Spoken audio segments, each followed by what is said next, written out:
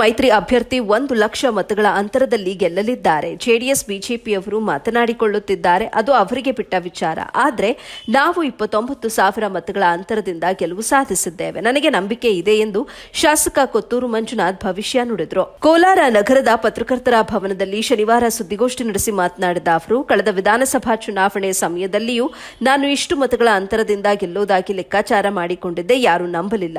ಇವರು 3ನೇ ಸ್ಥಾನಕ್ಕೆ ಹೋಗಿದ್ದಾರೆಂದು ಗೇಲಿ ಮಾಡುತ್ತಿದ್ದರು. ಆದರೆ ನನ್ನ ಲೆಕ್ಕಾಚಾರಕ್ಕಿಂತ 500 ಮತಗಳಷ್ಟೇ ವ್ಯತ್ಯಾಸವಾಗಿತ್ತು.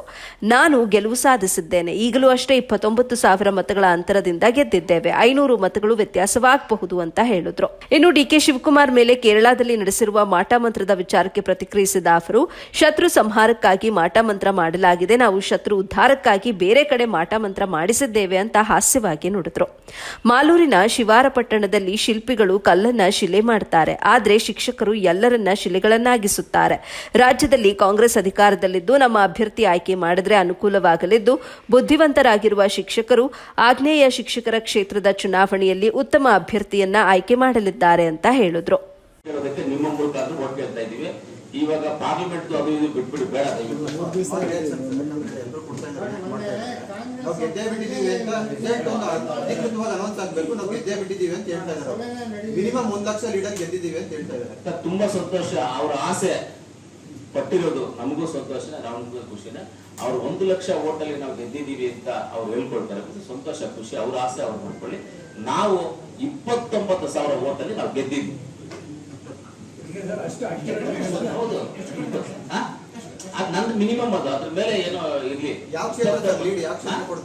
ಅದು ಗೊತ್ತಿಲ್ಲ ಸರ್, ಜನ ಹೆಂಗ್ ಓಟ್ ಹಾಕಿರ್ತಾರೆ ಗೊತ್ತಿಲ್ಲ. ಒಟ್ಟಲ್ಲಿ ಹೆಂಗಾಗುತ್ತೋ ನೋಡ್ಬೇಕು. 29,000 ಓಟಲ್ಲಿ ನಾವು ಗೆದ್ದಿದ್ದೀವಿ, ನಂಬಿಕೆ ಇದೆ. ಅದು ಹೋದ್ಸಲ ನಿಮ್ಗಿದೆ. ನಾನು ಹೋದ್ಸಲಿನೂ ಹೇಳಿದ್ದೆ, ನಾನು ಇಷ್ಟೇ ಓಟಲ್ಲಿ ಗೆಲ್ತೀವಿ ಅಂತ.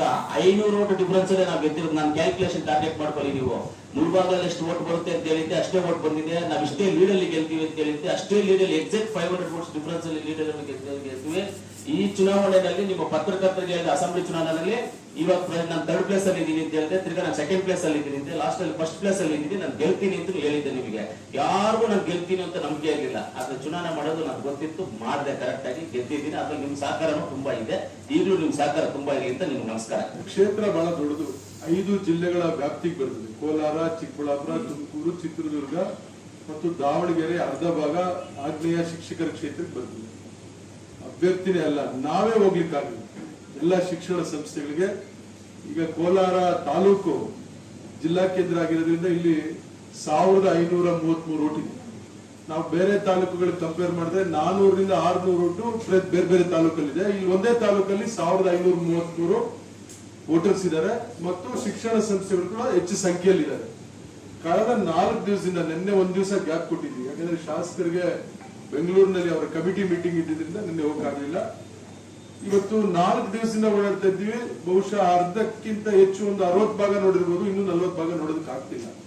ಹಂಗಾಗಿ ಸಮಯಾವಕಾಶ ಬಹಳ ಕಡಿಮೆ ಇದ್ದಿದ್ರಿಂದ ಶಿಕ್ಷಣ ಸಂಸ್ಥೆಗಳಿಗೆ ಭೇಟಿ ಕೊಟ್ಟು ಖುದ್ದಾಗಿ ಶಿಕ್ಷಕ ಮತದಾರರನ್ನ, ಬಂಧುಗಳನ್ನ ಭೇಟಿ ಮಾಡಿ ಮತಯಾಚನೆ ಮಾಡಕ್ ಸಾಧ್ಯ ಆಗ್ಲಿಲ್ಲ ಅಂತೇಳಿ ನಾನು ಮತ್ತು ನಮ್ಮ ಶಾಸಕರಿಬ್ರು ಕೂಡ ಮಾತನಾಡಿ ಒಂದು ಪತ್ರಿಕಾಗೋಷ್ಠಿಯನ್ನ ಮಾಡೋದ್ರ ಮೂಲಕ, ಆ ಪತ್ರಕರ್ತರ ಮೂಲಕ, ಮಾಧ್ಯಮದ ಮೂಲಕ ಎಲ್ಲ ಮತದಾರರನ್ನ ಮತಯಾಚನೆ ಮಾಡೋಣ, ಕಾಂಗ್ರೆಸ್ ಪಕ್ಷವನ್ನ ಬೆಂಬಲಿಸಬೇಕು ಅಂತ ಕೇಳೋಣ ಅಂತೇಳಿ ಇವತ್ತು ಈ ಪತ್ರಿಕಾಗೋಷ್ಠಿ ಮಾಡಿದ್ದೀವಿ.